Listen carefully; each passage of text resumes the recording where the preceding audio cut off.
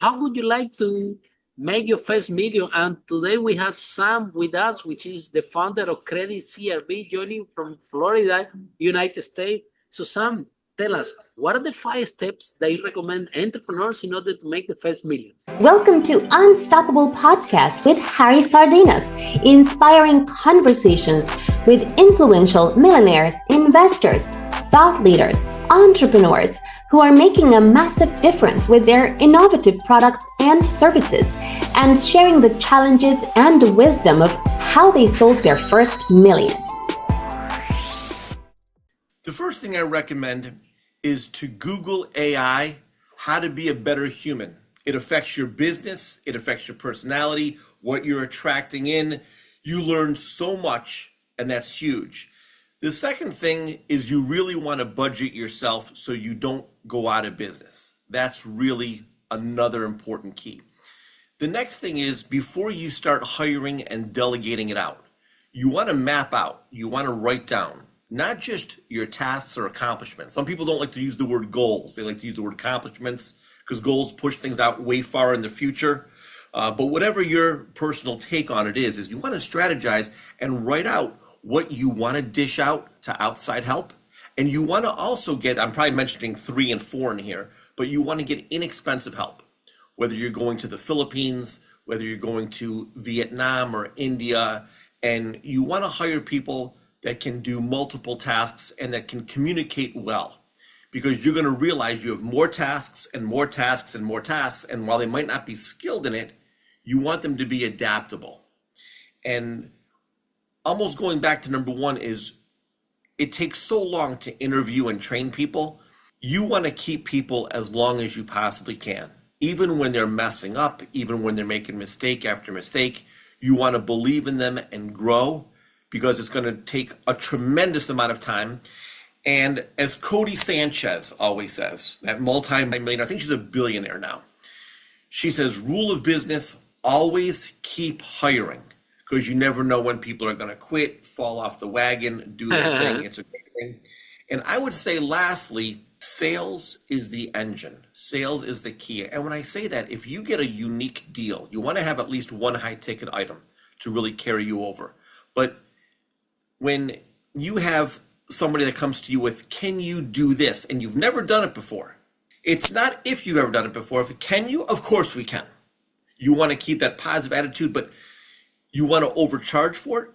And you want to work your tail off to get that side deal done. It's going to get you way more referrals because those are the people that will talk about you and send you more business than the other people. Sam, so how you decide to become an entrepreneur? Were you an employee before? That is a How this great happened? question. Yeah, I was doing sales for this one business, and I worked out a deal with them on paper to run their whole sales organization. And when we sat down to it, and I had brought my girlfriend at the time, and he brought his wife, she didn't like it and thought I was getting too much money. And she ex-nayed the deal, even though we had a verbal agreement and understanding on it. And she really didn't run the business. But he kind of took her side and told me that I had to redo the whole thing. So I was embarrassed, I was humiliated, which is a great part of life because you learn so much from those instances. You have to thank the universe or thank God that you have those turbulations. They make you so much of a better person. And so I thought to myself, I'm definitely going to rearrange this deal, but not the way he wants. I'm going to open up my own company. And man, was that a wake-up call. Wow. Yeah. Sometimes the worst day of your life become the best day of your life, right? Exactly. I have to thank them for not giving me that deal. So go to the next question, which is, it's interesting, Sam. I know a person, okay, that brought to a major corporate a huge sales deal, okay, and they had to pay that woman, I think her commission was about $500,000, something like that. And they prefer to fire the woman so they don't pay this huge commission to her. And I'm thinking, what kind of idiotic mindset is this one? If this woman brought you $500,000 in 1 year, you keep this woman, come and bring you 10 million. The sales team in my company, I put a red carpet. This is the people that, this is the VIP. You see, they are So why do you think that entrepreneurs out there, and I appreciate that you're talking even about your 5 steps, you say sales is very important. You're taking sales as a priority, and you obviously you have that experience. Yeah. What do you think? Because I believe until the sale doesn't happen, nothing happens in business, in anything. So why do you think that sales people are always discriminated? They are always put aside. They to overcut them or diminish the work they do. They don't do this with doctors or with other professions out there. And I seem to sales as important even more because, if there is no sales, the doctor or whatever doesn't have a salary, right? There is no company for anybody if no sales. I think, and this is just a generality, they call it the old 80-20 rule where 20% of the people do 80% of the sales. A lot of salespeople aren't schools or students of the game. So they may be a little pushy, they make other people uncomfortable or the other boss a little uncomfortable.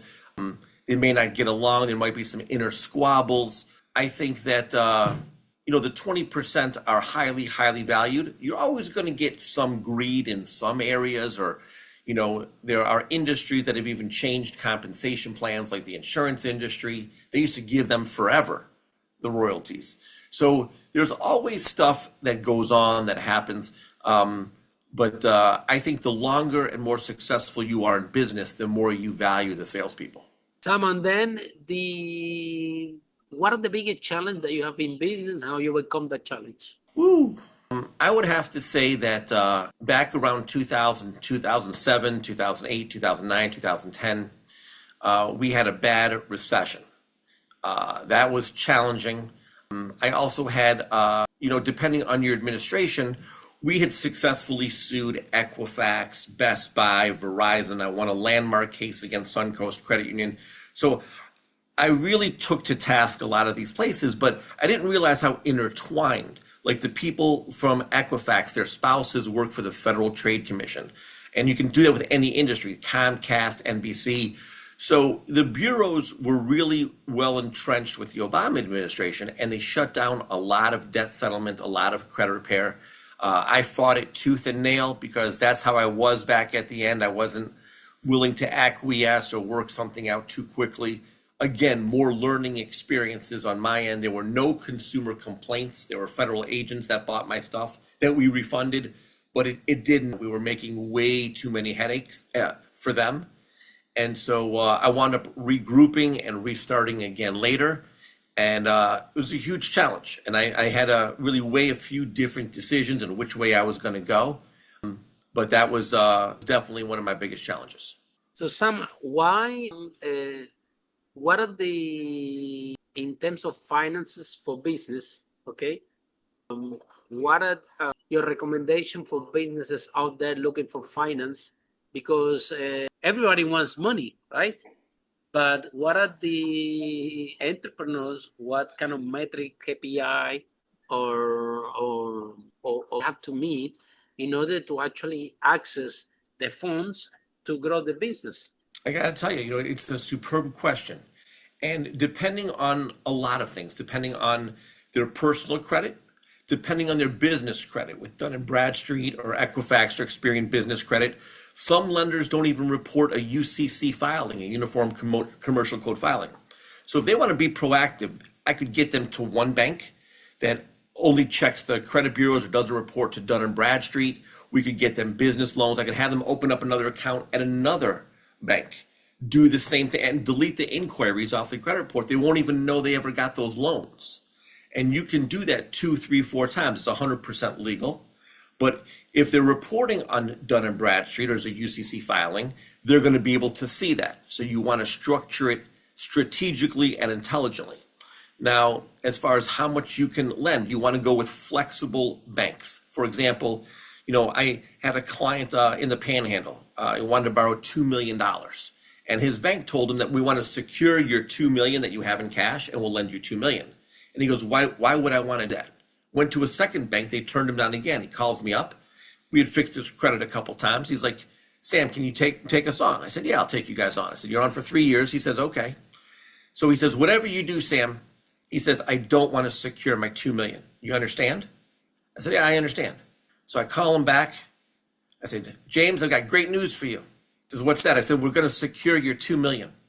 And he knows me. He knows me. He's like, okay, Sam, go ahead, keep talking. And I said, I got you a secured loan, but from the same lender, I got you an additional $2 million open line of credit unsecured. And he says, what are the rates? 7%? I said, that's what they wanted. I said, but the first one I told him, since it's secured, I want a CD secured rate of 3.75%. We don't have to go to 7%. So you're going to save on that million, you're going to save $30,000 a year. I said, over the next 10 years, it's $300,000 cash just extra in your pocket. And I said, I got an eighth of a point under. I said, if we could have gone to 5 million, I probably could have gotten another point off the second loan. I said, but we got you, it's in 7/8. I said, you're good to go. I said, you want it? He says, I'll take it. So we went and got that. So I asked him if he wanted to go to another bank and do that. He says, no, I'm good. I got everything I need. But he's still our client for 3 years. So when he wanted the $100,000 0% interest rate credit cards, we got him those. So, and hopefully we'll get him some grants pretty soon as well. Awesome. This is very impressive. So what advice do you have for entrepreneurs starting from zero, from scratch? They just have a corporate job, okay? Now they want to open their first company here in the United States. And what, like, for example, you mentioned that they should be with a bank that ideally doesn't report with certain credit, so they have more chances to get more funding. So what are the do and don'ts for startup founders in order to get as much finance as possible to grow the business? If they're brand new, they can look at venture capital type loans. They can look at SBA government-backed loans. They can use other government loans. They can use private lenders and private equity. I had a client that came to me late in the game, and I can't make a commission on this deal because her best bet was to get an equity line of credit against her house, free and clear, to make this purchase of these 5-unit apartment complex. We didn't have time. The DSCR likes 1 to 4 or 8 units or more. If it's between 4 and 8, the criteria gets a little crazy. This was 5 units already occupied. So she was under the gun. So that was a very, very crazy deal. Now, on a consumer loan like that, we can make commission. We're business only. You have to be licensed in every state if you're going to be a consumer mortgage person at all. But that's okay, because now we're going to get her some additional business loans against that commercial property. We're going to expand her more. But you've got to go with your best leverage. So if you're just starting off, if you have that, and there are people that borrow against their 401k, their savings. So you really want to explore everything. Again, that's not something that, we can take a commission on, and that's fine, but we're going to get commission on future deals. That's why we have our clients for 3 years. So you have to look at the whole plate.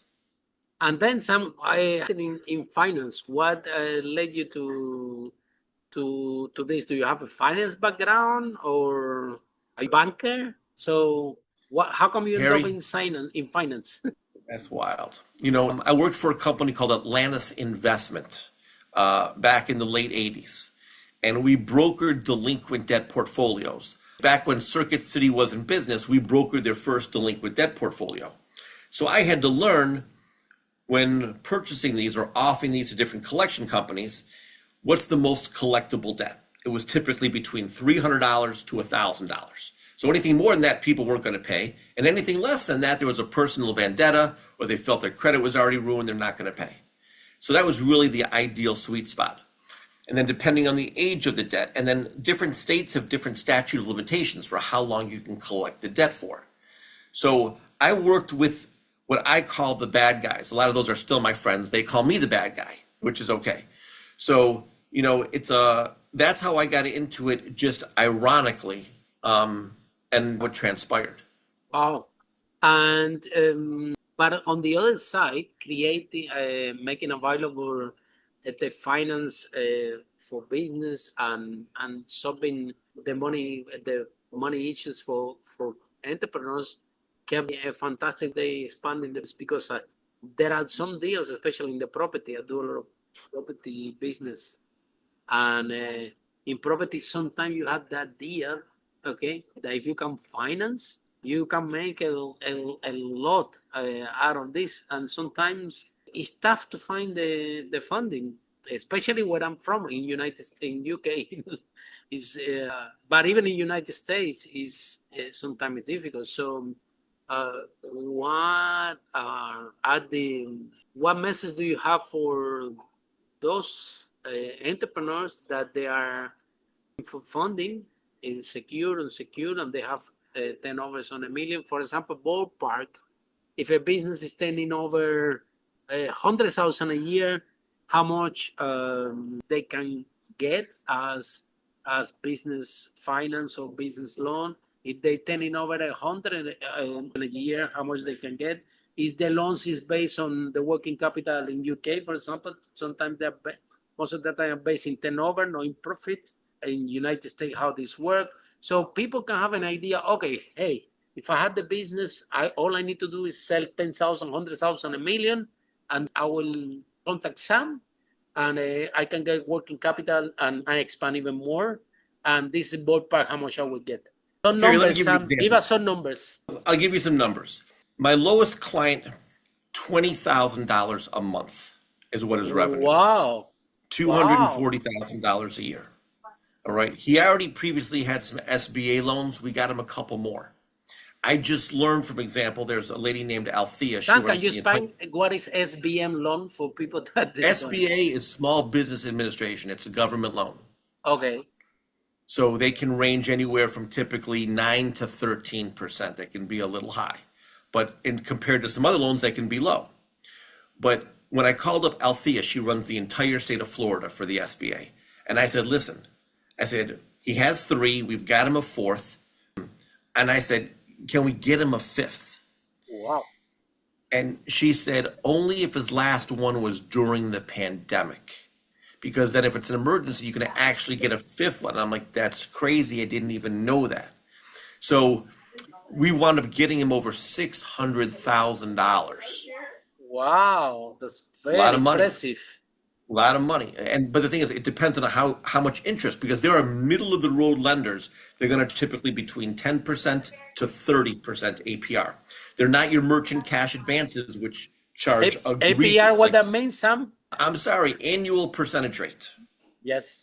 The Okay. interest rate. The interest. I apologize. So that depending on how bold they want to go and how much they want to get, if they also want to move different bank accounts and keep adding more, but you have to sit in that bank for an hour and a half just to open up a new business account, a new personal account. A lot of people see these things on Facebook where I can get all these business credit cards at 0%. Almost all of them now want you to go into the branch, sit in there, move your business account, open up a personal account, then they'll give it to you. And if you don't specify that you want a minimum $50,000 per card, you'll get like 2 cards for like $22,000 and for $12,000. And you'll be like, what's this? What's this? There's a lot of details and a lot of thoroughness to get it done right. But yes, it all can be done. And people can get a lot of money. And I would say one of the really important things you have to make a decision on is, with conservative lenders, is it worth it? You can pay no taxes virtually at the end of the year, write off everything, but a lot of these banks will say you're not making any money and they'll turn you down, which is okay. You're going to pay the higher rate. Now you save all that money in taxes, but you're going to pay higher rates in the back end. Well, which can you leverage more? Which are you willing to do, at least until you get to the point where you want to get to? I would take some of the higher interest rate loans because you need all that extra capital and not paying it towards the government. But again, if you have a good CPA, certified public accountant, he can write off your equipment, your depreciation, your amortization and interest, all these different things that can now allow you to show income, even though it's not the cash. The bank can then lend you money on that. So you can get creative if you've got a very good broker team. Sam, and then wow, that's very impressive with 20,000 a month. Wow, that's very impressive. And the other question I would like to is, when it comes to finances, right? The business that they that they want to scale, okay? Sometimes they selling 20,000. You talk about amounts of loan because they're selling 20,000, but then they took that loan and now they're selling 40,000 a month because they managed to spend 100,000 a month, right? And along with these loans that they are business loans, they can have extracts, right? Or can you have one or the other ones? How this works? Yes, you can have business credit cards, A CPA will tell you that you can't move your balances, your high balances on your credit cards to your business credit. Now, I'm not a CPA, but I'll tell you this. I'm very confident that if you claim that they were business expenses, you can then transfer them over to your business credit cards, always show a low balance, and get even better personal credit cards as well, and improve your scores that way as well, and really leverage both sets of power. So you can do it that way. Any secrets to people to improve the credit score? Something that is a topic that everybody is talking all the time. Well, my credit score is low. I have low credit score. So what people can do to improve the credit score in the business and in person? If you want to delete the negative items. And the negative items can be disputed several different ways. You can dispute What it is a through the negative consumer, item? a charge off, a collection, a reported late. People will typically just mail letters to the credit bureaus, or they'll do the CFPB, Consumer Financial Protection Bureau disputes, or into the FTC, the Federal Trade Commission. However, you can CC not just your state attorney general, but if you look at the rulings, the credit bureaus have been sued many times. And if you dig in and you use AI, you can see in their settlement agreements that the secondary bureaus that they get information from, there's over 40 of them. There's Intellius, Innovis, LexisNexis, ARS, SageStream, Factor Trust, Microbill, Teletrack, a whole host of them. And you can do credit freezes with them, and they can't give the information back to the bureaus, and you can lock up them not being able to get the answer or match up the pinpoints. You have to ask them correctly. So you have to look at those appellate rulings. But then the stuff comes off like butter. Your credit is very, very good again. And then you're back in the now. That's one of our best techniques on our high level credit repair. Affidavits are very important. You need to know also in the appellate rulings what to ask for, whether it's ask for a wet signature, asking for the date and the signature of the lender. You want to see that in contract, a whole host of things that you can do to force that deletion.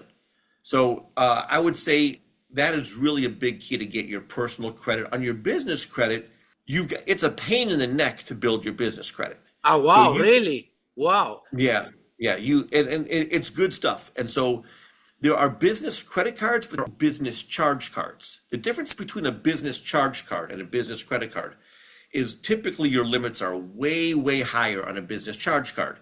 There's ones like Ramp, there's Brex, BREX, but they're similar to American Express. They're going to give you a 30 or 60-day window of 0%.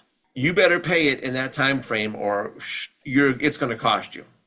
But you can get huge amounts of credit, and you buy the 6 days. You buy 60 days interest free to use that to capitalize, to get more business, to put more stuff on social media marketing, whatever it is that you're doing. Hire new salespeople, train them, do videos on it, tutorials, all that stuff. Those are great keys of leverage to really accelerate your business growth. Wow, that's fantastic. And Sam, tell us about the affiliate program. Number one, tell us if somebody's in love with this conversation, how people can find you, how this process works. And you were describing before the broadcast that you have an amazing affiliate program that you want to share with your audience. So can you tell us how this works also? I appreciate you, Harry, allowing me to shamelessly promote this program. It is tremendous, and it will yield anybody who takes an active, relatively easy active approach, 6 figures a year, the next 3-4 years, 6 figures, over $1 million in your pocket, just by your network. This is finally a way to make your contact list work for you in an enormous way. So we have an affiliate program, and our website is creditcrb.com, but our affiliate website is creditcrbusa.com /affiliate if you want to go to the affiliate program. It's 2 tiers. So we pay out 15%, and also to the parent affiliate who that affiliate signed up under, they get an additional 5%. So if you have business coaches, you have bookkeepers, you have, real estate mortgage, whoever you know, if somebody signs up for a business, just got referred a client for $130 million hotel. If we get this deal closed, Wow. we get Wow. 1 point. We get 1.3 million. But the affiliate gets almost $200,000 off the deal. But this client who signed up for 3 years, we might get them another deal, this one client could yield them $500,000, just one client. Crazy. This affiliate will get 5%. I mean, that's over $50,000, probably $60,000 on that deal. So Brilliant. now if we get somebody a $5 million gym or daycare building, but then we get them a second, third, fourth, fifth location, the clients are signed on with us for 3 years. So whether it be through the business contracts that we renegotiate and save the client, you make commissions on those. It's called procurement. We do something called business grants, where if somebody, especially if they're a disabled, veteran, female, minority, and we get them $250,000 for each gym location and equipment, or for that daycare center, a bunch of climbers, stuff like that, we get 20%. So if we get somebody $250,000 grant, we get $50,000. Wow. And the affiliate gets 15%, and the parent affiliate gets an additional 5%. Money is there on all these things, but you sign up the affiliates, you sign up the clients, the pay just keeps going and going. And if they how sign people up for can sign up as affiliate? What they need to do? It's free of charge. It takes about 60 seconds. They go to creditcrbusa.com/affiliate. They can, or just go to the website, scroll to the bottom and click affiliate. And when you sign up, you get 3 links. You get a link to your dashboard so you can see all the metrics. You get an affiliate link that you can email to your contacts, and you can put it under a picture. They click on it. The cookies are cached for 60 days. So if they sign up on that same device for 60 days, they're locked underneath you. You're their parent affiliate. And the third thing is a purchaser link. So if you want to see what that looks like, you can scroll to the top of the affiliate page, just click pricing or /business owners after creditcrbusa.com, and you'll see exactly what they see. They sign up for it. They can get a buy 1, get 3 free bundle package, and you make commission on that as well. So if they buy a $5,000 service, you still make $750 just on their sign up. Oh, wow. That's amazing, Sam. So last message that you have for entrepreneurs that they are stuck. Sometimes might be sitting in, they are selling, they have turnover, but they don't know that all of this is available for them, that they don't know. Sometimes you see more typical plumbing companies, right? That if they have more trucks, they will be able to expand faster, or sometimes a lot of business, they don't know that the finance is available. I'm telling you from my own experience, right? Like one day, I remember I'm telling you a long time ago when I started my property business, that I have to wait until I'm profit to reinvest in a business, wait until I make a profit to reinvest in a business, and everything was going so slow. And one day somebody come and said, look, do you know that based on your turnover, your bank can give you that? I'm like, what? If I had that today, can you mind what speed I can grow this business? But I didn't know. I know, that there are all these business financings and loans and things like that available for business owners. And at the same time, exactly, like people are so busy running the business that nobody pay attention to the credit score, to the credit check, or to whatever. And then when you actually need the finance, sometimes the whole thing is so deteriorated, which is better to know in advance at least some basic practices you just share today with us. So what are the practices that you recommend entrepreneurs in order to be healthy in the credit score, to business and personal, okay? And what is possible for them in terms of, you already described a little bit that, even with this kind of turnover of 20,000, you can get some funds that you can use to expand the business. What is your advice or your take on all this? Harry, I would say whatever they do, they want to hire a high level loan broker team, business loan broker team. Like, for example, I went to this conference in October 29th. It was the Business Loan Broker Association conference. And you get to meet people face to face. So they don't like to say no to me. They don't want to lose our clients. They want to work out deals. It's very important that your loan broker team go to these events. For example, even the stuff that I learned, like for restaurants, I've now got a lender that will lend restaurants $100,000 in cash with no money back. But what they want is they want $150,000 in food and beverage and drink credit that they can give out for coupons and for all these promotions. Oh, wow. However, amazing. you have, I never heard of it before. No, neither do I. You have to negotiate a good deal because Wow. if you get a soft drink, if they sell a Diet Coke for $3, it costs them 3 cents. But food, depending on if it's high level or low level, might be 4, 9, 15 times difference, not 100 times difference. So you really have to work out the deal, and the higher end restaurants with the really bigger markups make out the best on this type of loan. It's a great way. Another thing is, like we spoke earlier, Wow. one of my lenders, we spoke about the franchise for a second, third, and fourth, the first franchise. But for the second, third, fourth, and fifth, if you've had a franchise for a year or longer and you're in the black, you're showing positive returns, now all of a sudden I can get you 100% financing for the second location, third location, fourth location, including equipment, including additions. Oh, So wow. it's huge. It's huge. And so if you're not digging, it's like grants. Harry, there are so many grants that we don't even know exist. There are things that we find, and we're the only company that applied for this business for the grant. There were no other applications. I Of course you get guarantee it. Of course you get it. Nobody else is No, applying. no, Harry, there are so many that are still going with no applications. We can't even find them. So you've got to dig and Wow. dig and dig. And, you don't This want is to spend something your that you time. can help entrepreneurs with also with the grants. Of course. Oh, wow. That's fantastic. We, Okay. we get 20%. We get 20% of what we get them. That's amazing. Okay, Sam.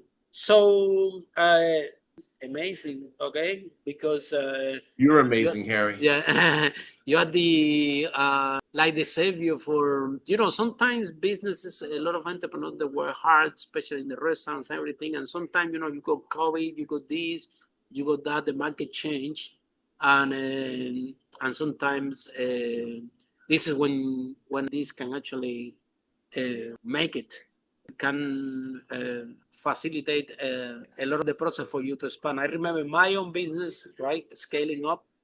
Before I was thinking, before I have like a small mess in the startup, and I was thinking, if I expand this, what I'm gonna expand is a big mess. So I took the small mess, I tidy up the mess, and then the scaling process was sustainable, and those kind of finance, business finance and things like that, definitely play a role in growing the company. So I applaud you for what you do. Yeah, helping entrepreneurs to find finances, and we are looking forward for our listeners. If you know anyone looking for a business loans for finance, some for example in the social media, you can find you. They have questions, they want to follow you. Any particular social media you hang around that they can contact you? I would say LinkedIn is the most serious. How can So they find you can- in LinkedIn? I'd have to What go they need to look. type? What they need to type? You know what? Hang on. Let me check that you said that.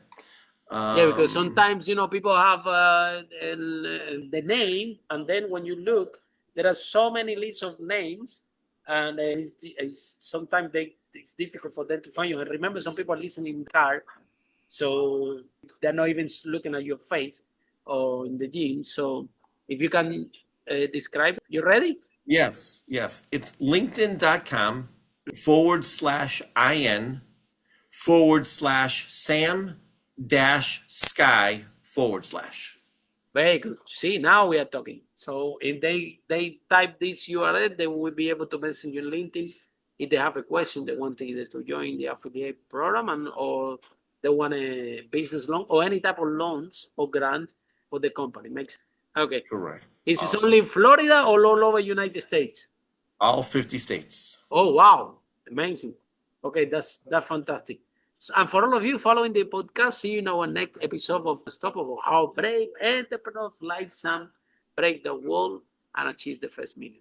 Bye. Harry, you're awesome. Thank you so much. Follow us for more interviews with world's most influential, audacious entrepreneurs that overcame challenges and adversity, providing you with the blueprint of how they sold their first million so you can grow your business exponentially.